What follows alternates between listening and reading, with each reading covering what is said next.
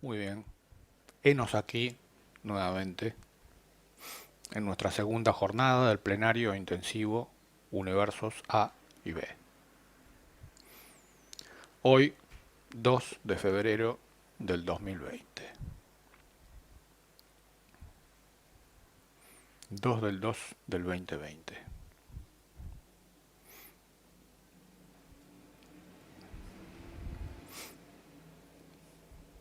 Muy buena la cena que compartimos ayer, ¿no?, con los presentes. Nos tocaron muchos temas. Fue muy viviente, ¿no? Todo lo que compartimos. Así tiene que ser. Tiene que ser didáctico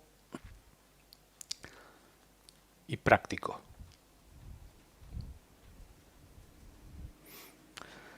Esa es la manera de encarar un tema abstracto, difícil. Tiene que ser práctico. Tiene que poder ir a lo real, a constatar las referencias.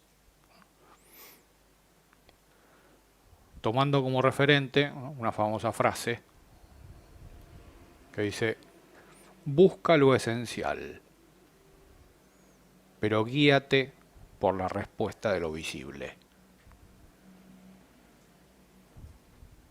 Es muy importante esa frase, porque es buscar lo esencial, buscar la esencia en todo lo que se viva, pero siempre guiarse por la respuesta de lo visible.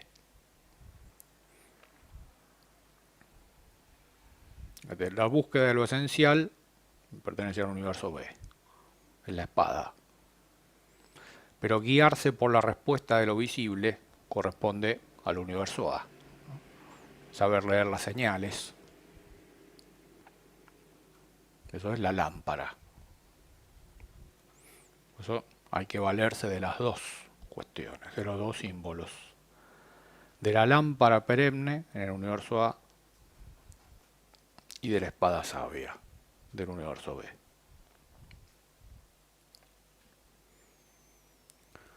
De ayer nos quedó pendiente comentar la cuestión del universo A del cuadrante, en este caso de contacto extraterrestre, que vimos. En este caso Sixto Paz Wells. Fíjate, eso fue un editado de dos entrevistas distintas que le hicieron. No era la misma entrevista. Eran entrevistas distintas en distintos canales de televisión en distinto tiempo. Y es impresionante constatar, fíjate que eran las mismas palabras, el mismo tono de voz. Fíjate, eso no es humano. Esa es la cuestión que se esconde detrás de los contactados. Es lo que Corrado Malanga denomina memorias alienígenas implantadas en el cerebro. Nosotros tenemos cerebro que muy pocos utilizan más del 10%. Pero Malanga descubre que el otro 90% ¿quién lo usa? ¿No? El otro 90% del disco rígido ¿quién lo usa? El otro. Entonces muchas veces los contactados, ¿no?, son elegidos, en este caso por los arcontes del universo, para implantarles memorias alienígenas, pasivas o activas. En este caso, fíjate, el Sixto Paz, lo que él repite es como si fuera una grabación que ha sido implantada en su cerebro. Porque son las mismas palabra por palabra, el tono de voz es igual, no hay una variación entre una entrevista y otra, lo cual demuestra que es un programa el que se repite, el que pone play, ¿no? Abre Windows y pone play. Fíjate, eso es una quimera. Pretender que eso, ¿no?, puede aportar la salvación, ¿no?, por el contacto con los de arriba. Fíjate, todo lo que nosotros tenemos arriba, en la bóveda celeste,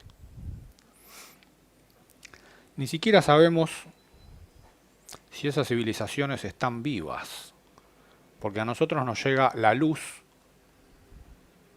de esas estrellas, pero con millones de kilómetros y millones de años, quizá, de retraso. Quiere decir que muchas cuestiones que los contactados perciben de civilizaciones alienígenas, quizá ni siquiera esas civilizaciones estén vivas al día de hoy. Son los ecos que quedaron en el tiempo.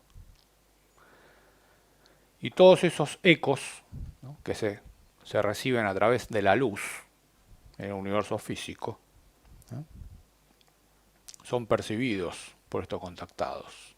El eco de esas civilizaciones. Por lo cual, fíjate, se termina reproduciendo en la Tierra, ¿no?, los mismos dilemas que tuvieron esas civilizaciones.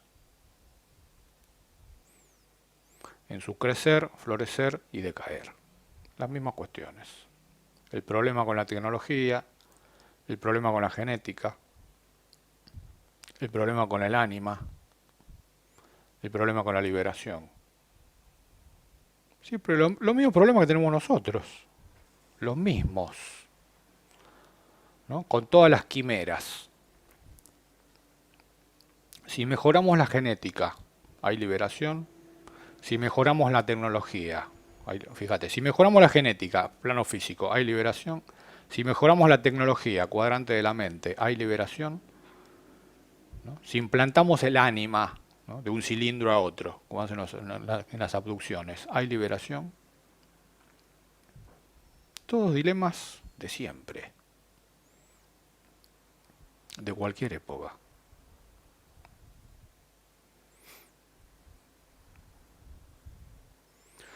Fíjate, así como el universo A es la guerra por las almas, a ver quién se queda con las almas,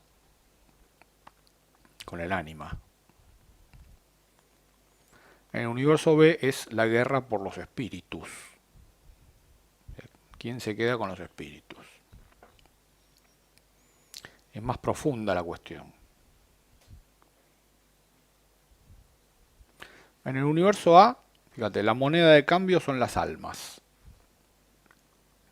En el universo B, los espíritus.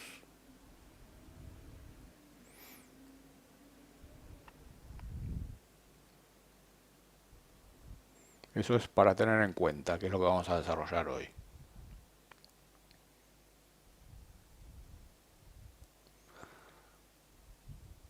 Fíjate que son dilemas de siempre, de cualquier época, de cualquier situación.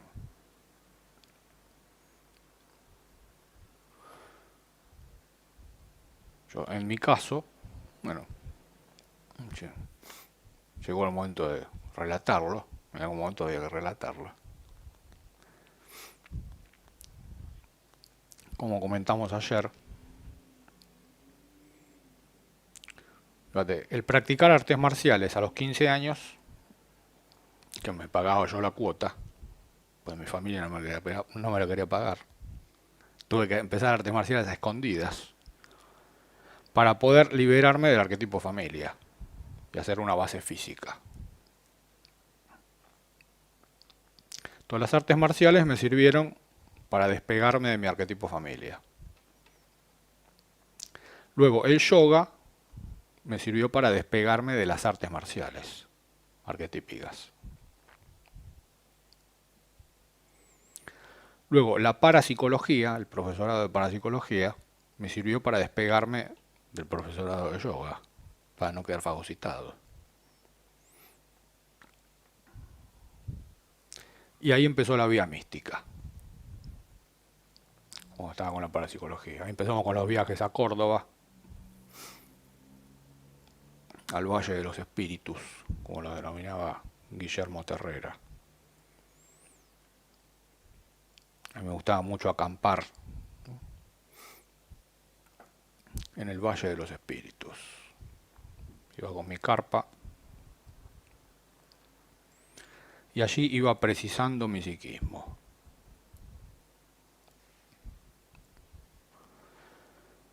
Me acuerdo que estaba acampando en esa zona y aparece una familia, nos quedamos mirando y La señora que estaba, bueno, que era una madre con sus hijas y su marido, me dice, ¿vos tenés una carpa? Digo, sí, yo estaba acampando ahí. No se veía la carpa. Me dice, ¿vos tenés una carpa? ¿Cuántos años tenés? Le digo, 19. ¿Conoces el Cerro Pajarillo? Digo, sí.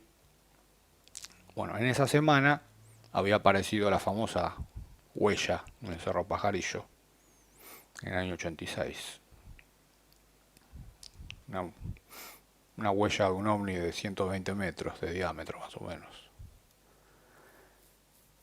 Bueno, esta mujer resultó ser la secretaria de Pedro Romaniuk, que Romaniuk la había enviado para que tome contacto con esta huella y le lleve unas piedras que había dentro de la huella. Y le dijo con el péndulo Romaniuk que se tenía que encontrar con un joven que tenía entre 19 y 20 años, que tenía una carpa y que sabía llegar al lugar. Pero para mí fue natural eso. Ahí empezó mi camino.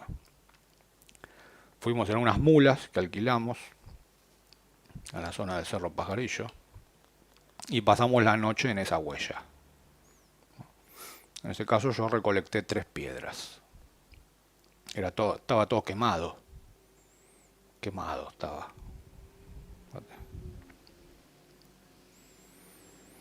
Y las piedras tenían... Se decía que una semana antes habían llegado los de la NASA y se habían llevado la mayor cantidad de piedras que había ahí. Pero bueno, algunas quedaban. Las mías estaban ahí. Eso lo puedo asegurar. Y ahí empecé la vía mística. Ahí empecé el recorrido. Fíjate, ese fue el contacto del universo A en la vía mística. El fuego, pues estaba quemado.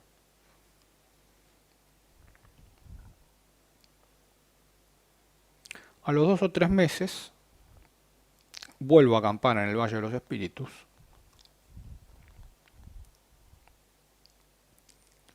Y una noche estamos con unos amigos que en ese momento tenían una camioneta Volkswagen. ¿Viste esas Volkswagen que se hacían tipo casita rodante?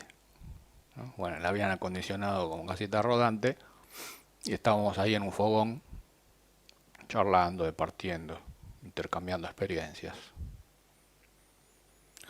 Y aparece un sujeto muy extraño que vivía en Los Cocos y me mira y me dice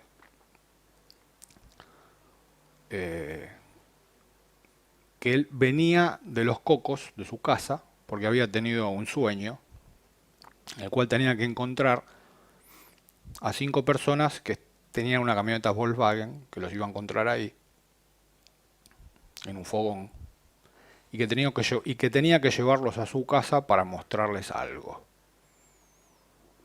Fíjate, todas esas cosas de la vida mística, las sincronicidades, ¿no? Yo no lo conocía, pero le digo, bueno, vamos. Nos subimos todos a la camioneta Volkswagen, vamos a Los Cocos, donde vivía esta persona, entramos a su casa, y fue muy graciosa la escena. Él tenía una especie de ladrillo de unos 25 centímetros de altura, más o menos, de este ancho aproximadamente, que si lo parabas era como el monolito de 2001, pero que hacia adentro tenía un ángulo recto cuando lo parabas. Y lo tenía como en un altar. Le había puesto velas, estampitas, un montón de cosas. Yo digo, ¿qué es esto? Digo, ¿qué es esto? Dice, esto les tenía que mostrar. Dice, hace 2 noches, cuenta, apareció un ovni arriba de mi casa y del ovni cayó esto. Pero era un ovni raro. Dice, no era como las luces esas que aparecen en el Uritorco. Era un ovni que tenía el símbolo de la cruz esa de los alemanes, dice. Bueno, y de ese ovni cayó esto. Fíjate, qué sé yo, podía ser un repuesto, como un repuesto de un auto, ¿no? Y le había hecho ¿Y qué había hecho el ser humano con eso? Un altar había hecho, ¿no? Y le rezaba. Era como rezarle a la pastilla de freno de un auto, ¿no? Eso me dio mucha risa, ya de entrada. Yo dije, mira lo que hace el ser humano con las cosas que vienen de otra dimensión. Enseguida arma una religión.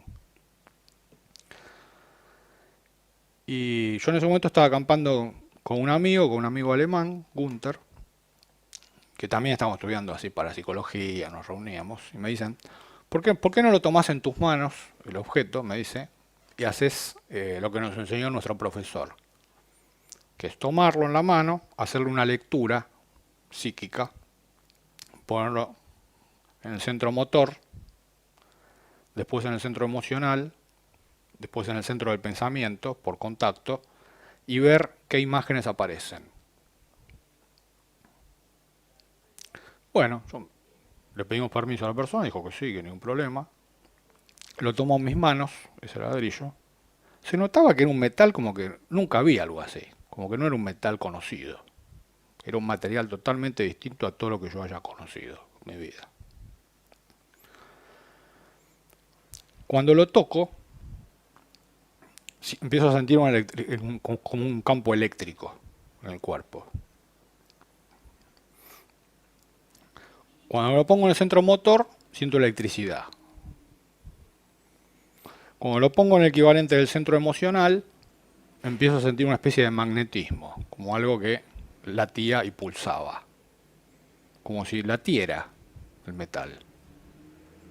Y finalmente cuando me pongo en la frente, ahí fue una especie de visión, que yo hasta ese momento yo me reía de las experiencias psíquicas, pues nunca había visto nada, ¿no? O sea, me resultaba medio gracioso y pensaba que la gente inventaba todo, de los psiquismos, los videntes, todo. Entonces yo estaba estudiando eso, pero me parecía que en el 80% la gente inventaba todo. Bueno, en ese momento cuando me pongo el ladrillo en la cabeza, acá en la frente, fue una especie de estallido, pero hacia adentro. Y fue la primera vez que yo vi runas en mi vida, ¿no? Aparecieron claramente 4 runas, que siempre las voy a recordar. Y no comenté nada de esa experiencia, pues sentí que debía preservarlo en mi interior, esa cuestión.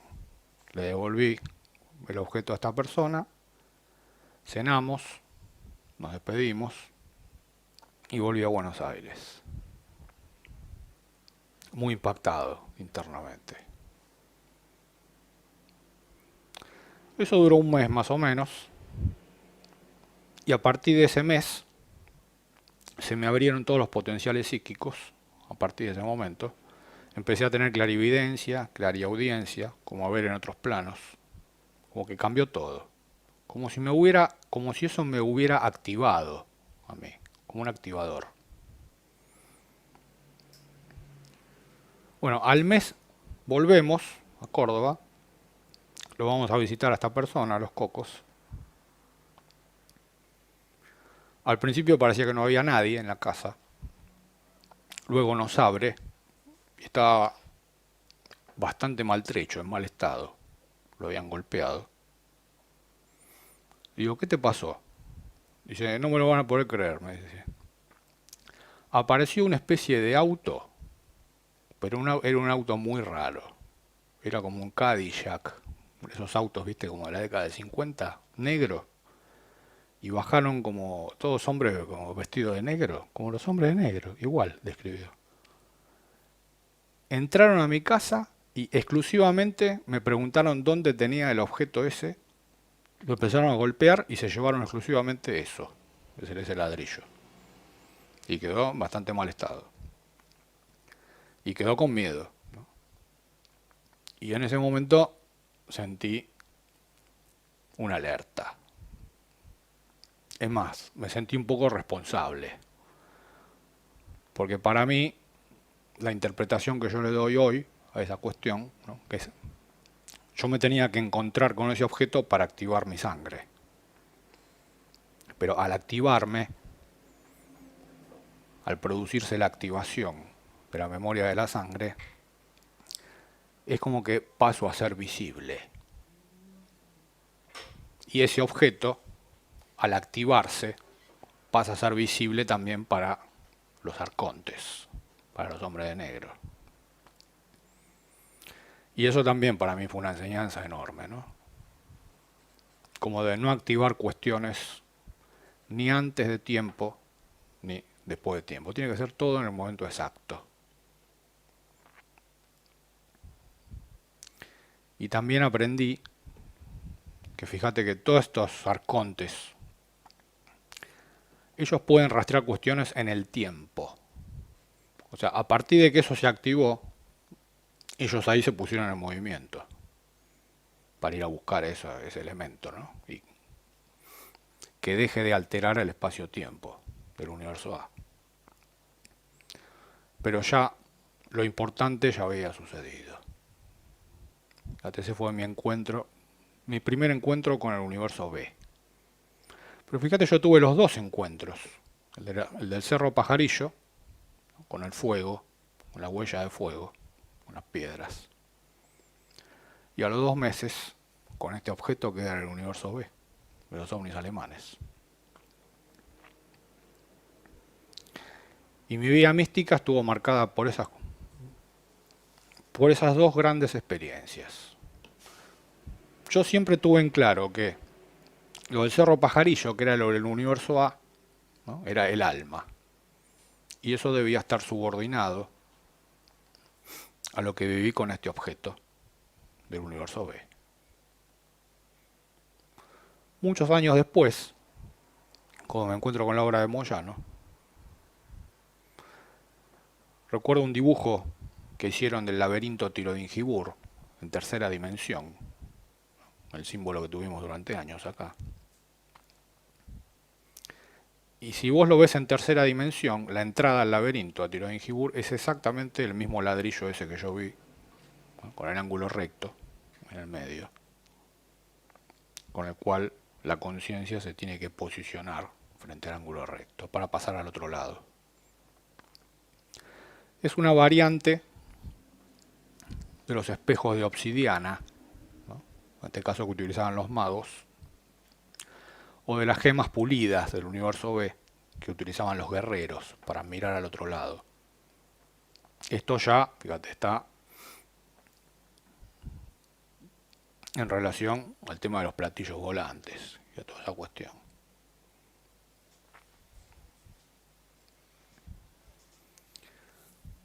Cuando vuelvo a Buenos Aires, después de todo esto, me invita un amigo a un avistamiento ovni, ¿no? Ahí en Magdalena, en la provincia de Buenos Aires. Bueno, fuimos, vimos los ovnis. Lo extraño de toda esa cuestión es que a mí me pareció algo conocido siempre, eso. Como que nunca me sorprendió, ni lo tomé como creer o no creer, ¿viste? O es que dice la gente que necesita pruebas para mí. Como ver un vehículo de transporte, como ver un auto o un colectivo, o sea. Pero lo importante fue que pasamos la noche, ¿no? de esa cuestión con este avistamiento, y a la madrugada siguiente fuimos en caravana con unos autos. ¿A dónde aparecimos? ¿No? En el instituto del profesor Romaniuk, que estaba con sus pirámides, viste todo lo que vimos ayer. Lo curioso de toda esa experiencia con el profesor Romaniuk es que todo el grupo ese que fue al avistamiento entraron en la pirámide a meditar. Todos, menos yo y este amigo alemán. Fuimos los únicos dos que quedamos afuera, que no nos dejó entrar el profesor Romaniuk a meditar en la pirámide. Nos quedamos afuera, sí, mirándonos entre nosotros, mientras todos los demás meditaban. La pregunta es, ¿por qué no nos dejó entrar el profesor Romaniuk? Ahí está la anécdota. Tiempo después nos enteramos lo que le dijo el profesor Romaniuk a la secretaria de él, que decía que era peligroso dejarnos entrar a nosotros en la pirámide porque nosotros veníamos con el tema de los extraterrestres de Orión. que no eran los extraterrestres buenos, según el profesor Romaniuk. Porque eran extraterrestres guerreros, ¿no?, que venían de la constelación del Cazador, o sea, de Nimrod, y que no estaban en buenas migas con los demás extraterrestres, que buscaban la paz y el amor. Y que por eso no nos habían dejado entrar en la pirámide. Así. Ahora fíjate que eso, ¿no?, que te dejen afuera lo del universo A, al mismo tiempo te dan una clave con el tema de la herencia extraterrestre del espíritu. O sea, lo que sería una experiencia negativa, ¿no?, para un alma del universo A, para mí fue una experiencia tremendamente reveladora. Porque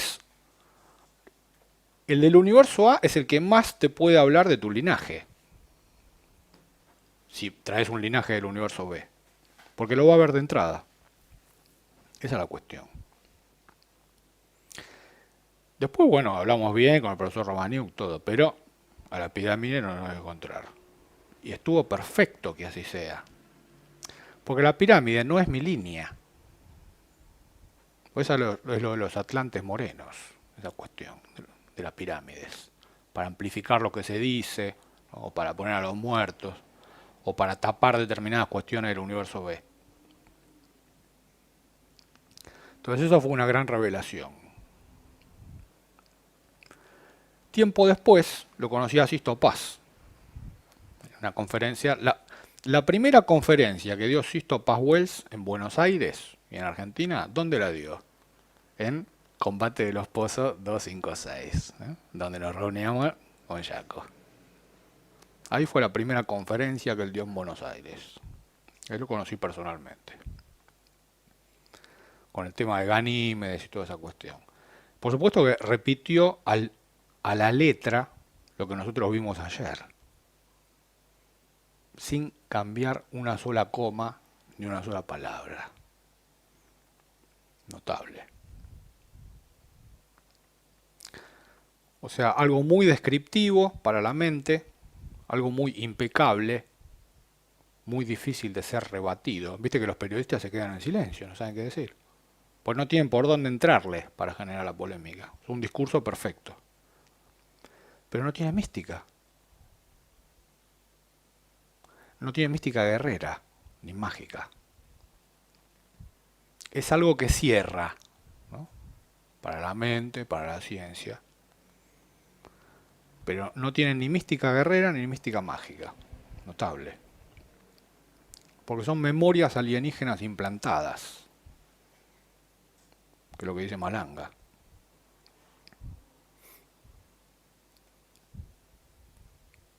Por eso la selección que hicimos ayer es un poco la selección del recorrido que yo hice para orientarme, que es lo que puedo compartir. Porque es el camino transitado.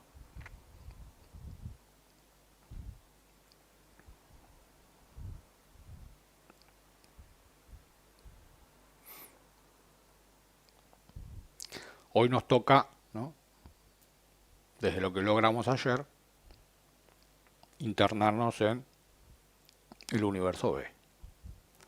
Yo ayer les comentaba en la cena que yo, para entrar en el universo B, tuve que hacer un recorrido de 20 años en el universo A, pasando por las líneas más representativas del universo A.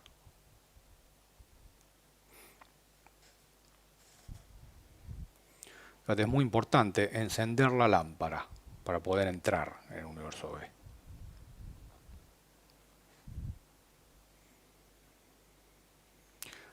Para introducir el tema del universo B, he elegido una pequeña historia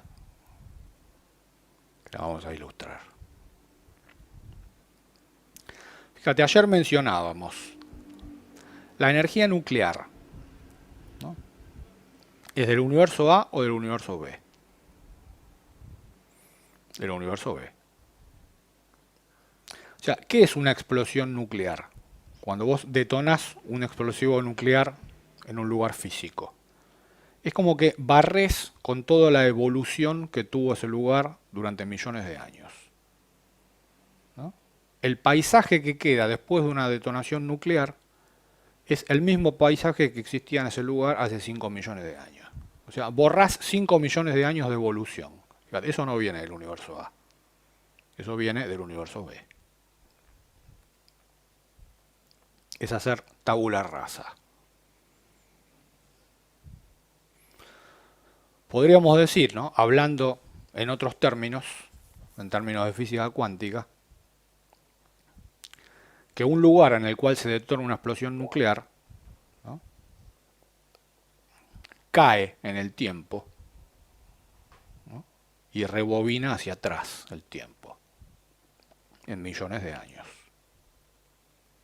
Es como que borra todo el rastro evolutivo la explosión nuclear. Y quedan únicamente, fíjate, ¿qué es lo que queda únicamente? Ni los seres humanos, ni los animales, ni las plantas. ¿Qué quedan? Las piedras. El reino mineral. El reino mineral, las piedras, es lo único que puede soportar una explosión nuclear y absorber esa cuestión. ¿Por qué? Porque la memoria del reino mineral es de millones de años. Entonces, por eso no desaparecen las piedras en una explosión nuclear. Porque si borrás 5 millones de años, ¿no?, todo rastro de ser humano desaparece. Todo rastro de animal desaparece. De planta también. Pero de piedra no. ¿Por qué? Porque es el registro de memoria más prolongado que existe en los reinos de la naturaleza. Por eso no lo puede borrar una explosión nuclear. Por eso mencionábamos que toda esa cuestión del proyecto Manhattan y toda esa cuestión de los aliados, en realidad es una tapadera. Según mi visión, los aliados no tenían acceso a esa tecnología, porque es una tecnología que proviene del universo B. Pero sí pudieron apropiarse, ¿no?, de dispositivos nucleares que fueron generados por el eje. Llamar a científicos en el proyecto Manhattan, ¿no?, para hacer ingeniería inversa sobre los dispositivos encontrados por X causa, hacer una detonación de prueba en el desierto de Nuevo México y lanzarle los otros dos dispositivos a Japón, que es lo que sucedió. Luego, una vez que tienen la ingeniería inversa, ahí sí pueden construir. Pero es sobre el dispositivo de ingeniería inversa que generaron. Y todos los científicos, si vos te fijas en la planilla del proyecto Manhattan, eran todos científicos expertos en ingeniería inversa. El que los convocó fue Einstein, en esa época.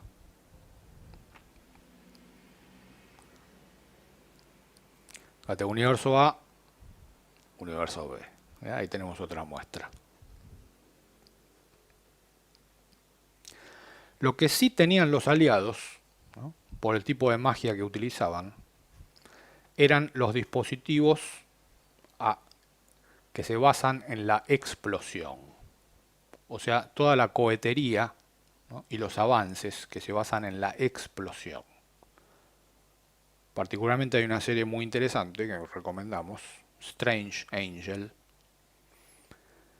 que narra la vida de Jack Parsons, que es un experto en cohetería de los aliados, ¿no?, contratado por el gobierno norteamericano, que curiosamente era un miembro de la orden de Aleister Crowley, ¿no? Como que todo eso, toda esa cuestión de la cohetería, fíjate, era una traducción al ámbito de la ciencia o al paradigma de la ciencia de lo que en esas órdenes de magia se develaban, todas esas cuestiones. Era simplemente traducir al ámbito de la ciencia lo que se vivía en términos ocultos en otros ámbitos. En esa serie se narra, ¿no?, la carrera desenfrenada, ¿no?, con Aleister Crowley a la cabeza, con los aliados, para equiparar los avances de los alemanes. Pero fíjate que toda la tecnología de los aliados es universo A. La tecnología de los alemanes era universo B. Fíjate, esto nos remite, estas luchas entre órdenes secretas del universo A, que generalmente son órdenes inglesas, ya que las principales órdenes secretas fueron exportadas desde la India a Inglaterra. Las principales escuelas de magia, blanca y negra, fueron exportadas desde la India a Inglaterra. Ese fue uno de los principales logros del Imperio Británico en lo oculto. Por eso tenían a la India como colonia. Esta carrera, fíjate, entre las órdenes secretas del universo A, de la explosión, y del universo B, de la implosión, es muy interesante rastrear esa cuestión. Por ejemplo, vamos a contar una anécdota que va a ser muy ilustrativa. Si decíamos que la energía nuclear es del universo B, ¿no?, los dinosaurios, ¿son del universo A o del universo B? A ver si adivinamos. A ver, apuesten. Hagan sus apuestas. Son del universo B, exactamente. Los dinosaurios han sido la manifestación, ¿no?, de las formas de vida y de las fuerzas del universo B. Por eso no pueden coexistir en el mismo plano con todo lo que hay ahora del universo A. Es una cosa o la otra. Excepto en determinados lugares y psicorregiones en los cuales se superponen el universo A y el universo B. Por eso, fíjate que en todas las películas así bizarras siempre mezclan a los nazis con los dinosaurios. Porque vienen del universo B, los dos. ¿No? Lo ponen a Hitler en el Tiranosaurio Rex y los vampiros, que también vienen del universo B. Fíjate. Entonces ahí ya empezamos a ver otra escena. Entonces, para ilustrar esto, ¿no?, vamos a pasar una serie de fotos que nos van a ilustrar esta cuestión. Para lo cual vamos a tener que enfocarlas para que la vean nuestros amigos de Skype. Muy bien. Primera foto. ¿Qué es ese lugar que estamos viendo?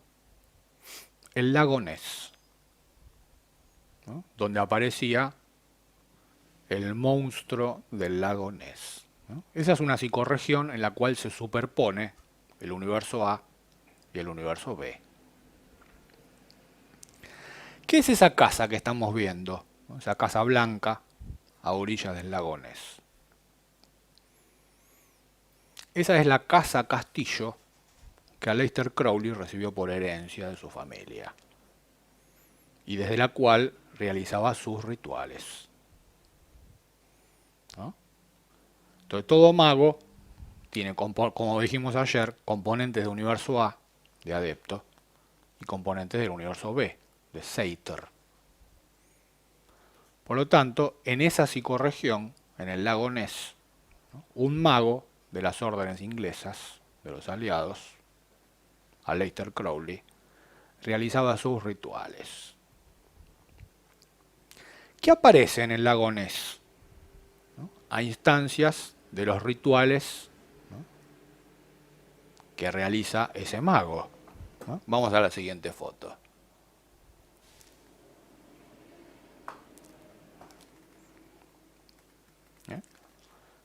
Empieza a aparecer en el universo A, que nosotros vemos, elementos del universo B, ¿no?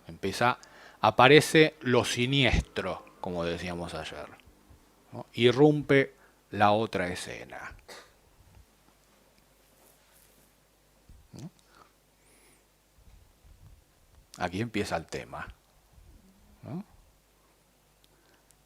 Esto que acontece en Inglaterra, en el ámbito de los aliados, con estas escuelas de magia que mezclan universo A y universo B y eligen una psicorregión para hacer sus experimentos, también lo hicieron las escuelas alemanas.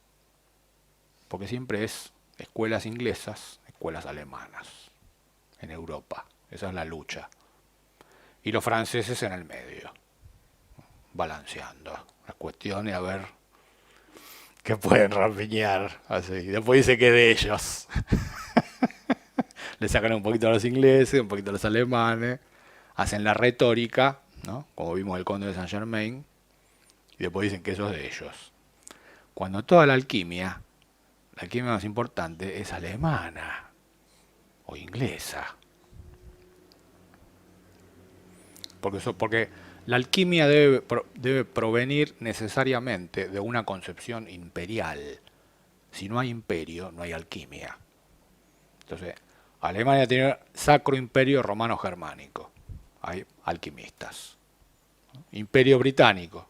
Hay alquimistas. Pasa que alquimistas de dónde van a ser los imperios británicos? Universo A. Que se van a inmiscuir un poquito en el universo B. Los alquimistas del Sacro Imperio Romano Germánico, ¿de dónde van a predominar la alquimia? Del universo B. Se van a inmiscuir un poquito en el universo A para completar el Tao. Entonces tenemos al monstruo del lago Ness, ¿no? A Nessie, como se lo conoce popularmente en esa psicorregión. Bueno, ahora vamos a otra historia. Siguiente foto.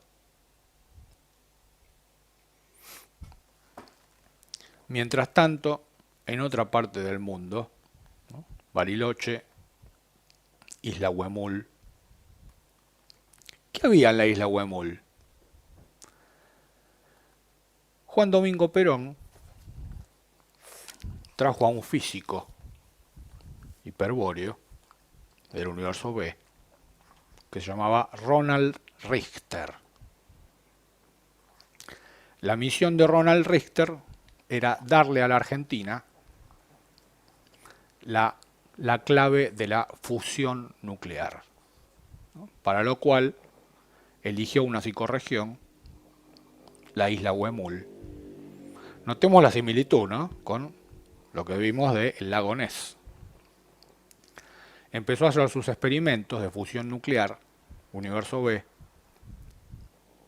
Empezó a hacer sus experimentos de física hiperbórea, universo B. ¿Y qué aparece al tiempo en esa psicorregión? Vamos a la siguiente foto. Nahuelito. La leyenda de Nahuelito, ¿no? Que le ponen Nahuelito por el lago Nahuel Huapi.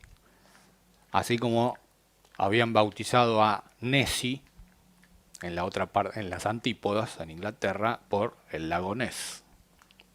Aparece Nahuelito. Qué casualidad, ¿no? Empieza a aparecer otra vez una silueta del universo B en el universo A. En una psicorregión que ya no podés decir si es del universo A o es del universo B, ¿no? Vamos a la siguiente foto.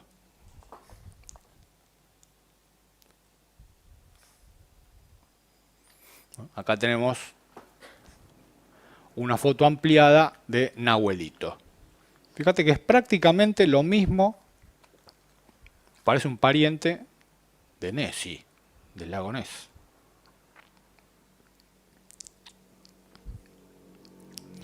Unos años después,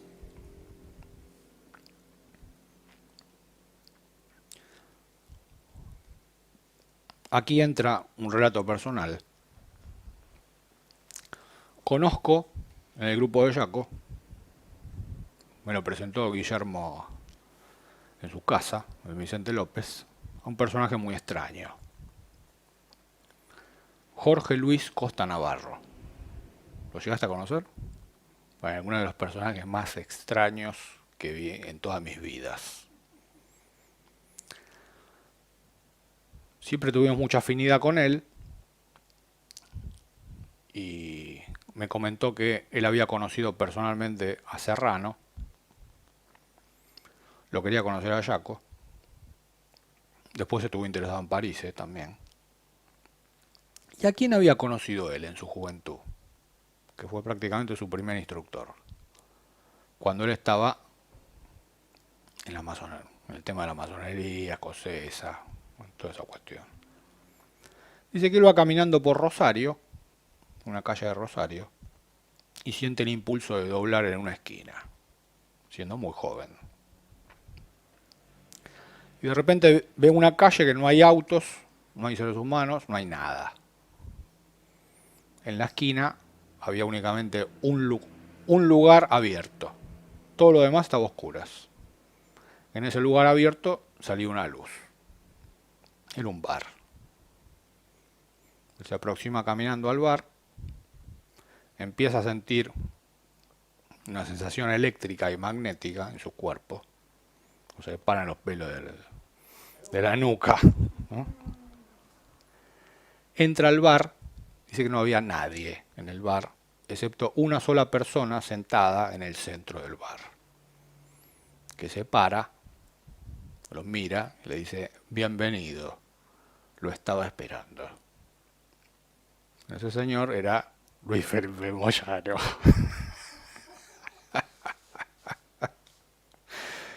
La relación entre ellos duró varios años. Esto me lo contó personalmente Jorge Luis. Fueron casi 7-8 años de enseñanza directa. Esto era antes que Luis Felipe Moyano fuera a la Antártida, ¿no? A la zona del universo B. Yo le decía: ¿y qué hacía Luis Felipe Moyano en esa época, antes de viajar a la Antártida? Dice: era teósofo. Estuvo varios años en la teosofía, fíjate, universo A, y hacía magia operativa. Digo: ¿cómo hacía magia operativa? Sí, dice, iba a una plaza, se comunicaba con los elementales, hacía llover, que salga el sol, y hacía que pasen cosas en la plaza. Digo: bueno, llover, que salga el sol, más o menos eso es conocido, pero ¿cómo que pasen cosas? Sí, me dice, te voy a mostrar una foto, pero dice, no se la muestres a nadie, por lo menos mientras yo esté en este plano. Digo: bueno, ahí me envía la foto.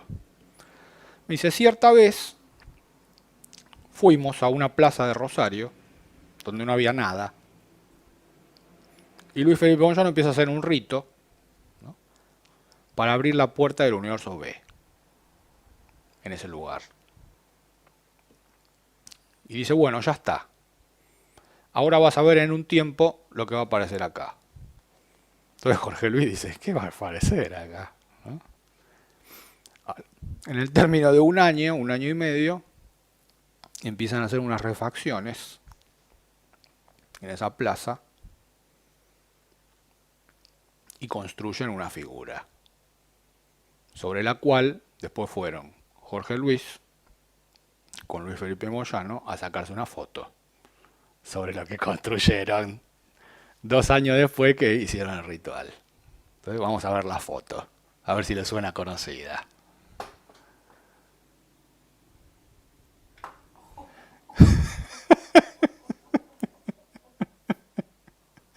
Ahí tenemos, ¿ah?, el padre de Nahuelito y de Nessie, ¿no?, que lo plasmaron en cemento en lugar de la foto.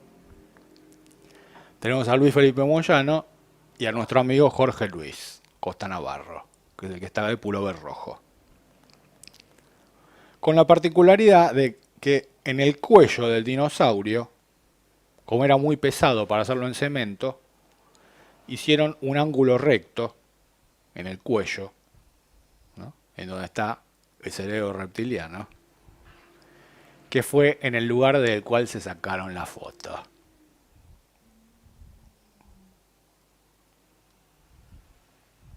Fíjate, estas son las cuestiones del universo A y del universo B cuando se empiezan a mezclar. Este fue el primer no-yo, que eso los de Tirodal no lo saben. Fue Jorge Luis Costa Navarro, que fue el mejor. porque tenía el nombre de Jorge, que todos los Jorges fueron Noyos, pero tenía el nombre de Luis, por Luis Felipe Moyano. Por eso tenían una gran compatibilidad energética. Tuvo 7 años de instrucción, aproximadamente. Esperó que venga de la Antártida, Moyano. Y había un maestro de pintura al cual iban a visitar, que le dijo a Jorge Luis que probablemente cuando Moyano venga de la Antártida iba a venir muy cambiado y que ya no iba a hacer ese tipo de magia que hacía de invocar a los elementales y todo eso. Y así fue. Pues cuando vino polarizado en el universo B, Moyano. O sea, primero hizo toda la preparación en el universo A, para poder ir a la Antártida. La teosofía, la magia operativa, todas las líneas estas de que mezcla universo A y universo B. Y recién ahí estuvo en condiciones de ir a la Antártida a hacer lo que haya tenido que hacer. Pero fíjate que es necesaria una preparación muy importante para poder profundizar en el universo B. Le digo, para finalizar la anécdota, le pregunto a Jorge Luis, ¿y cómo terminó tu relación con Luis Felipe Moyano? Y dice, bueno, empezó como terminó como empezó. Dice que una noche se reúnen en el mismo bar y Moyano le dice, bueno, hoy va a ser la última vez que nos veamos. Le entregó un anillo a Jorge Luis y le dijo, con este elemento vos me vas a poder encontrar en el mundo que sea. Porque a partir de hoy ya no nos vamos a ver físicamente. Ahora vamos a tener que ir a la esquina y hacer como que nos peleamos por una mujer. Como que tenían que representar una pelea ante el ojo del demiurgo para hacer que se habían peleado por una mujer y que se separaban y que nunca más se encontraban. Y Moyano inclusive le marcaba a dónde le tenía que tirar la trompada para que sea creíble la cuestión. Entonces fíjate, representaron, ¿no?, la pantomima ante el ojo del demiurgo, ante el otro, y esa fue la última que se vieron. Así se maneja un mago del universo B. Hoy puedo contar esto. Bueno, Jorge Luis ya no está aquí, en este plano. Siempre mantengo un gran recuerdo de él. Fue uno de los que más me apoyó cuando empezamos con las conferencias en Aurum.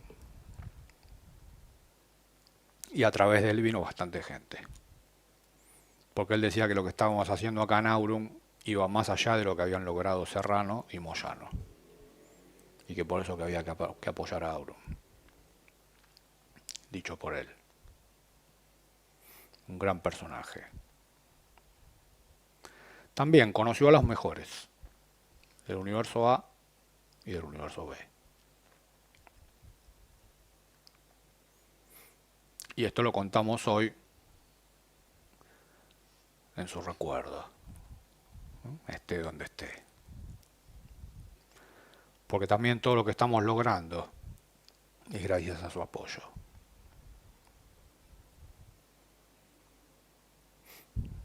El mejor de los Noyos que haya conocido.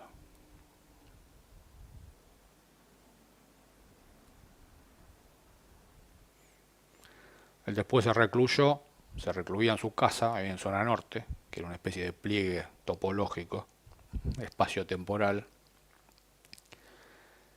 Salía de noche únicamente, como los vampiros, y enseñaba cosas de la escuela de Gurdjieff, de Cuarto Camino, que decía que era lo único que se podía enseñar acá en la superficie de la Tierra sin que sea malinterpretado.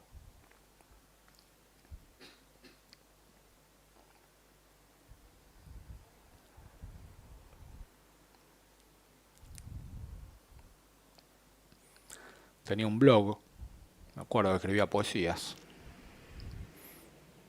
Siempre me acuerdo una gran poesía que escribió. Voy a ver si la encuentro y la leemos, porque me parece que hace a la cuestión.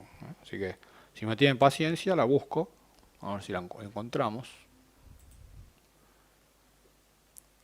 en internet, a ver si seguirá estando, ¿no? Después de tanto tiempo. Por un blog.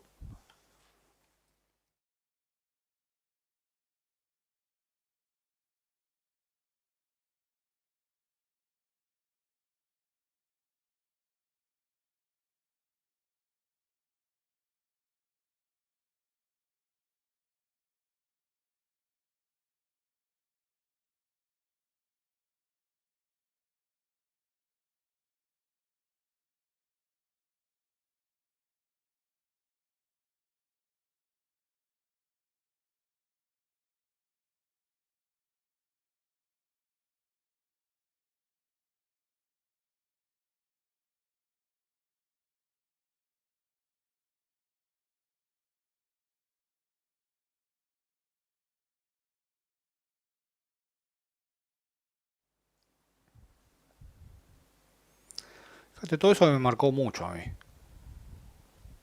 Todo esto aclaramos que fue mucho antes de conocer el material de Moyano, ¿eh? Pues yo consideraba que todavía no estaba preparado para eso, que tenía que estar muy bien parado para esas cuestiones. Tenía que ser en el momento justo, como tomar contacto con ese ladrillo que cayó de ese plato volador extraño. ¿Eh?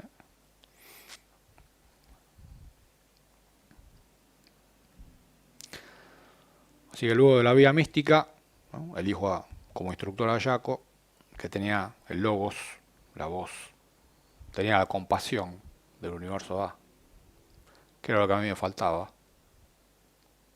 el sentimiento, ¿no? La capacidad de vivir bien, como un dandy, ¿no? Sin privarse de nada, que eso también lo tenía Jorge Luis Costa Navarro, en un dandy, alguien que sabía vivir.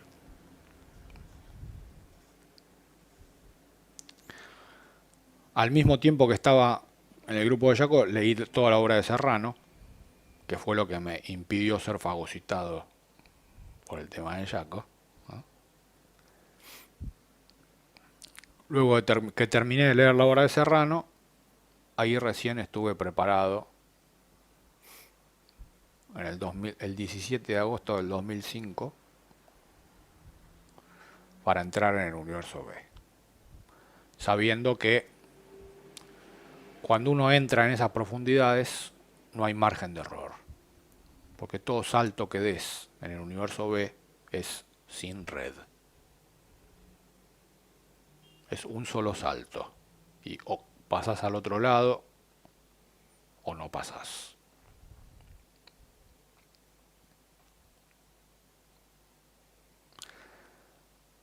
Al mismo tiempo que tomé contacto con la obra de Moyano, empecé en la iglesia ortodoxa bielorrusa eslava, para no ser fagocitado por el tema de Moyano. Pero fíjate, siempre apoyándome en pares de opuestos. Sí.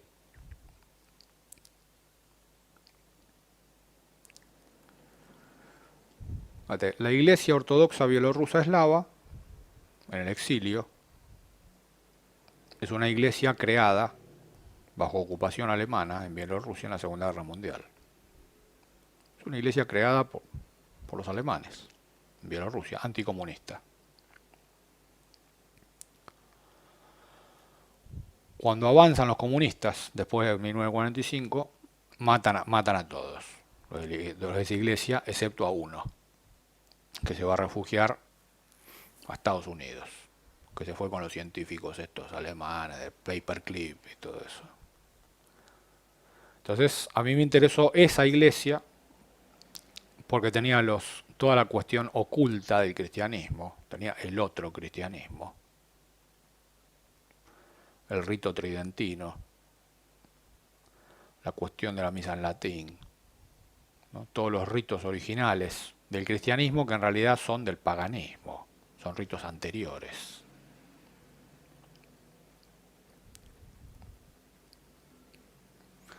Y así me fui forjando, también entre ese par de opuestos.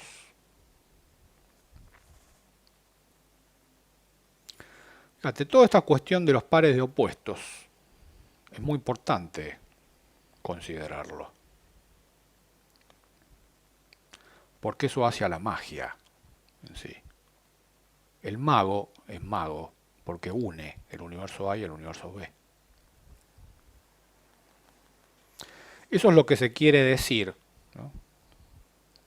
Por ejemplo, cuando Gurdjieff le preguntan por la magia blanca y la magia negra, y responde, no hay magia blanca o magia negra, hay magia. El mago es aquel que puede unir lo blanco y lo negro en sí mismo. Por eso es mago. Si no, no es mago. ¿Es un brujo o es un hechicero? El brujo y el hechicero pueden ser blanco o negro. Eso sí. Pero el mago no. Por eso toda la terminología, fíjate, que se difunde hoy, ¿eh? Del mago blanco y del mago negro, es una falacia. Eso no es verdad. Eso está hecho ex profeso, para confundir a la gente. Porque fíjate que se endilga lo blanco y lo negro a la magia, pero nunca a la brujería ni a la hechicería. Nunca se dice si un brujo es blanco o negro, ni un hechicero. Y lo blanco y lo negro está sujeto a la brujería y a la hechicería, que es la personalidad, la brujería, y el alma, la hechicería. La magia es del espíritu. Por eso lo que vimos ayer, ¿no? Edipo, no es una escuela de magia, es una escuela de brujería y hechicería, ¿no? Hablando con propiedad. Usan la brujería para conseguir cosas materiales y usan la hechicería para realizar fórmulas con la palabra. Pero ese es el techo. El techo es el alma, el techo de esa escuela. El espíritu no tiene nada que hacer ahí. No hay espíritu. Por eso todo eso que decíamos, ¿no? El amo y el esclavo, que es la prisión de esas escuelas del universo A. Fíjate. El hechicero que está a cargo de esa escuela está en una prisión. Pues fíjate que para mantener esa escuela tiene que ser amo de sus ovejas, que son los esclavos. Pero a su vez es el mayor de los esclavos. Porque si deja de hacer eso un día, se le viene todo abajo, como un castillo de naipes. No puede parar de hacer eso que hace. Entonces, esa es la peor de las prisiones. Es tremendo. Por más que tenga la cantidad de dinero que tenga, por más que logre lo que logre, no hay libertad ni hay liberación en eso.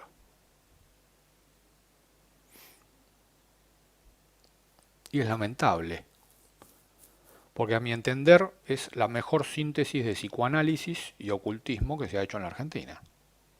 Es más, yo estaba contento, ¿no?, de que en la Argentina tengamos a un Deepak Chopra, ¿no?, a nivel mundial, porque estaba para eso.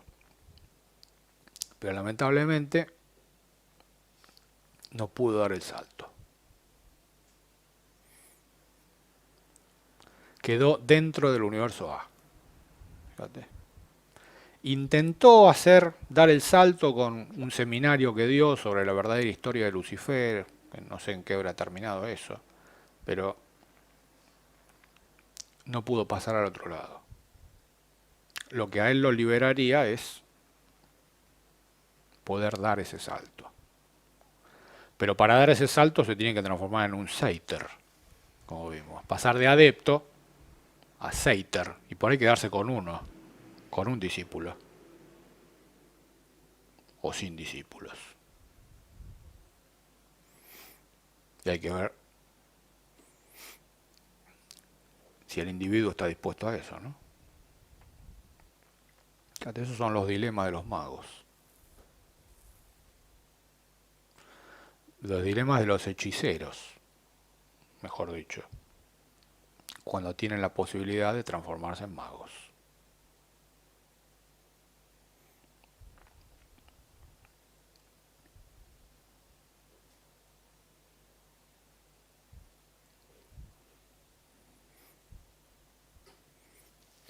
La pregunta es, ¿no? Acá, si yo estaba entre ese par de opuestos que vimos al final, ¿no? Así como estuve antes entre Serrano y Jaco, ¿no? Forjándome, leyendo los libros de Serrano a escondidas, ¿no? Y haciendo la carrera de psicología escondida,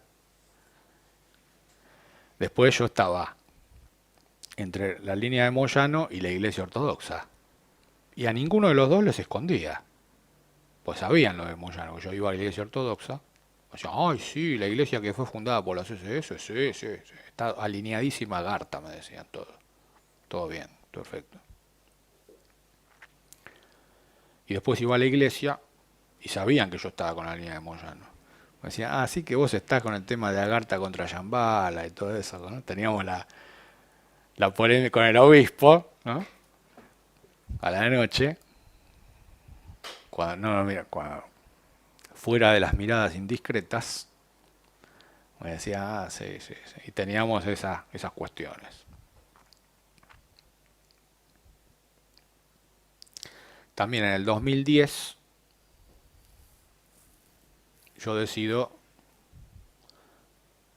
dejar la iglesia. Pues ya había completado lo que tenía que completar.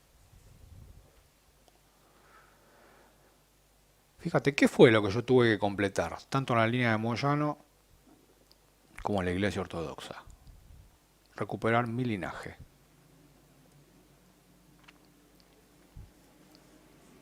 Saber en mí qué es lo que predomina. Si los Seiter del universo B o el adepto del universo A. La primera comprobación la tuve en el año 2007, creo que fue. ¿Se acuerdan que hubo un día que nevó en el Obelisco y en toda la Argentina? Bueno, ese día yo pisé Characato, el valle de donde está la espada sabia, según la novela de Moyano.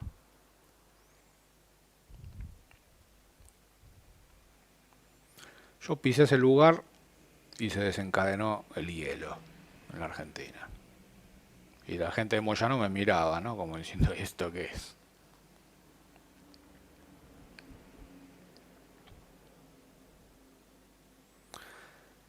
Y ahí tuve una respuesta casi definitiva, ¿no? De cuál es mi sendero. El sendero del hielo. Fíjate, tiene que estar el fuego. Pero como en el yin y el yang, ¿no? La gota predominante en mí es de hielo, de Seiter. Entonces puede haber un punto de fuego para balancear. Ese es mi Tao.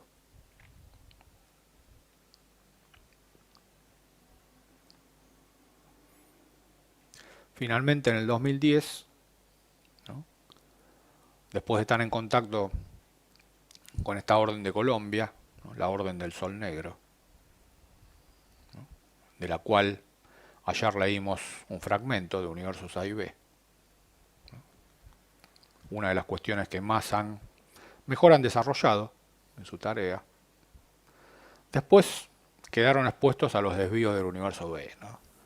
Empezaron con el tema de los vampiros, los licántropos, ¿no? Las criaturas de la noche, todos esos rituales, bien del universo B, ¿no? Los necromantes, todas esas cuestiones, los muertos vivos, todo eso. Pero no eso no es lo más importante, porque eso es lo arquetípico del universo B.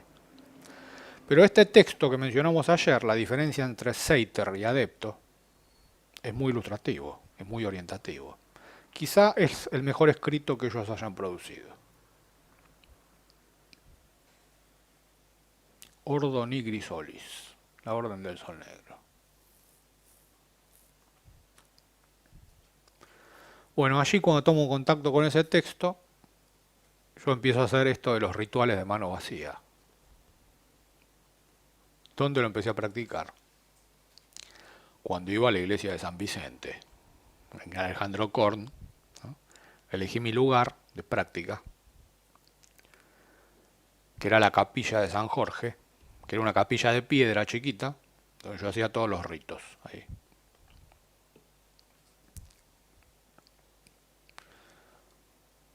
Hasta que llegado un día, yo sentí que era el último día que yo iba a la iglesia, porque ya había hecho todo lo que tenía que hacer.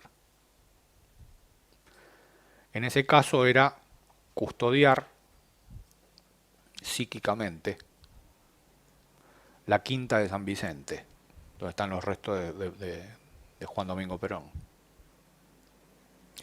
Donde está la torre en la cual estaban Eva Duarte y Juan Perón, que tenían una torre, que era el refugio de ellos, que era su paraíso y su oasis, ahí en la quinta de San Vicente. Mi tarea era custodiar ese lugar, esa torre, en la distancia. Y lo hacía desde esa iglesia, de Alejandro Korn, de San Vicente. Así que una mañana, un domingo, me dirigí a hacer mi último rito, de la mano vacía. Y dije, si esto tiene que ser un examen de egreso, un examen final. Si el rito está bien hecho, la naturaleza va a responder. Entonces como que en ese rito puse todo mi recorrido, de universo A y universo B. Y esa mañana, para espanto de los que estaban ahí, granizó 3 veces y salió el sol 3 veces, en el término de 2 horas.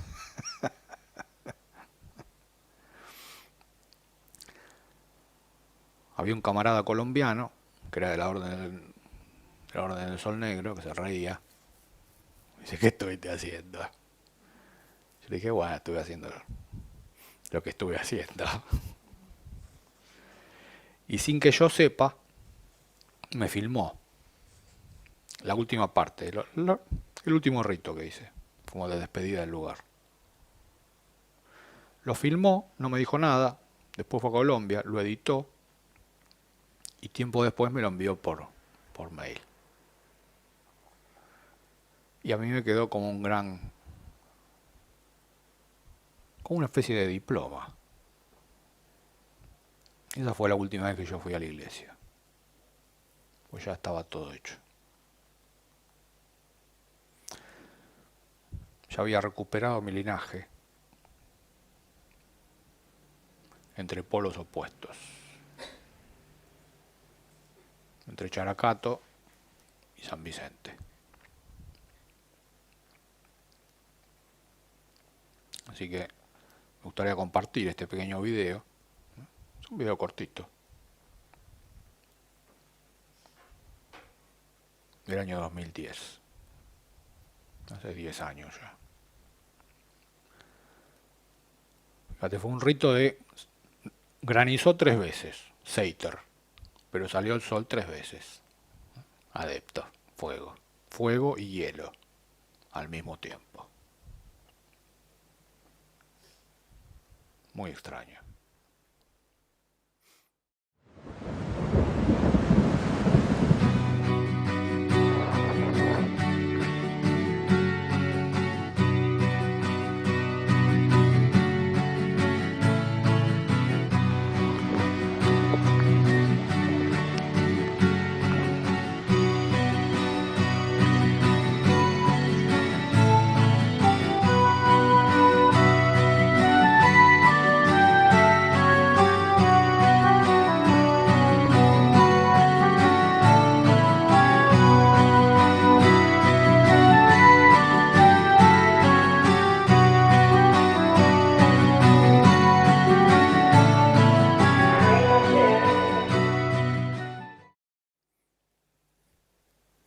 Esto continuó en el 2017, lo que mencionamos, compartimos ayer, la experiencia de ayahuasca.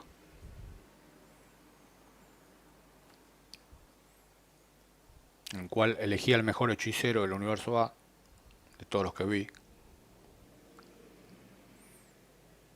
Tuve mi noche de combate, ahí en el Tigre. en el delta. ¿Eh? Al mejor chamán. Sí. Era más que un chamán, ¿eh? Porque cuando él tomó la sustancia, antes de repartirla entre la gente, tenía la capacidad de recitar los vijas del demiurgo. Eso es más que un chamán. O sea, impregnó la sustancia con los vijas del demiurgo para hacer su propia creación y que ese grupo que tome esa sustancia sea una prolongación del cuerpo de él, que es lo que hacen los atlantes morenos. Eso es lo que hacen los atlantes morenos para que no haya iniciados de los atlantes blancos acá en América. Y que no aparezca la nueva raza que tiene que aparecer acá, que son individuos. Entonces utilizan todo el uso de las plantas alucinógenas, que aparentemente son del universo B, fíjate, de los Seiter. Pero el rito que hacen, les impregnan los vijas del demiurgo del universo A, para anular el efecto natural que debería tener la sustancia. Entonces, la única manera de aprovechar bien la sustancia, como originalmente debería ser, tenés que anular a ese pequeño demiurgo que le recitó los vijas a la sustancia y la aprisionó. Y eso es un combate. Fueron 8 horas de combate esa noche. La noche más fría del año. Salimos victoriosos y al día siguiente la Argentina se cubrió de nieve. ¿Se acuerdan del 2017? A mitad del 2017. Un día que estaba toda la Argentina llena de nieve, bueno. La noche anterior aconteció ese combate. Otra vez, el hielo.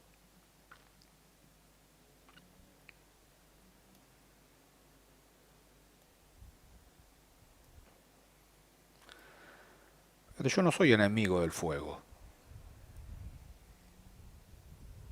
Yo me puedo apoyar en el fuego. Yo no soy enemigo del hielo ni del fuego. Me puedo apoyar en ambos. Y en ambos me reconozco.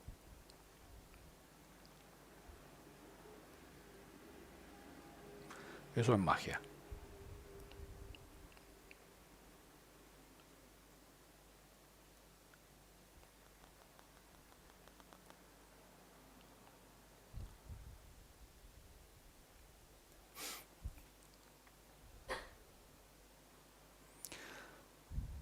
Así que bueno, creo que por ser la introducción al universo B, ya estamos en el mundo del hielo y de la nieve, eternos. Y solo queda ir a buscar la espada, para usarla sabiamente. La espada se encuentra en el hielo, en una caverna de hielo. Y solo quien lleve su lámpara perenne la puede encontrar. O sea, quien lleve lo mejor del universo A puede entrar en esa caverna, iluminarla y encontrar en ella lo que necesita para liberarse.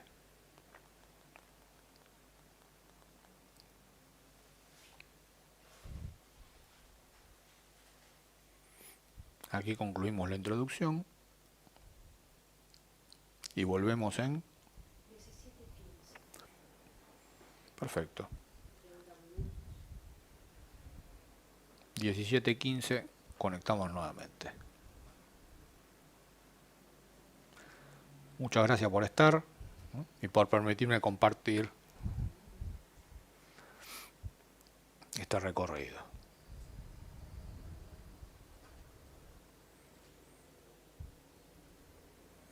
Siendo yo mismo en el amor y yo mismo en la guerra.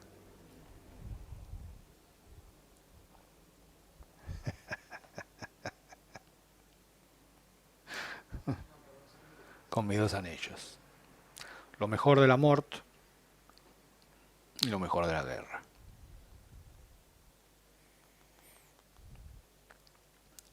Lo único que ha sobrevivido a todas las circunstancias. Lo único que puede sobrevivir a todo, intacto, incólume, intocado, es lo real y lo esencial. Lo que puede ser barrido por las cuestiones del universo A o por las cuestiones del universo B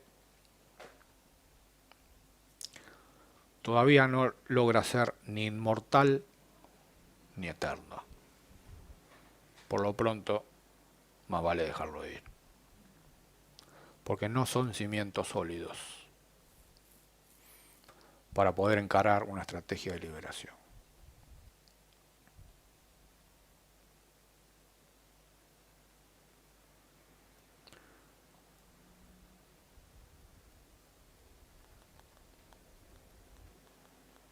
Así que bueno,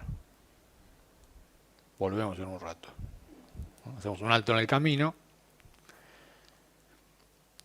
y nos dirigimos a la caverna de hielo, en la cual vamos a ver, ¿no? Así como ayer vimos la sombra del universo A y sus quimeras, hoy vamos a ver la sombra del universo B y sus quimeras. Así será.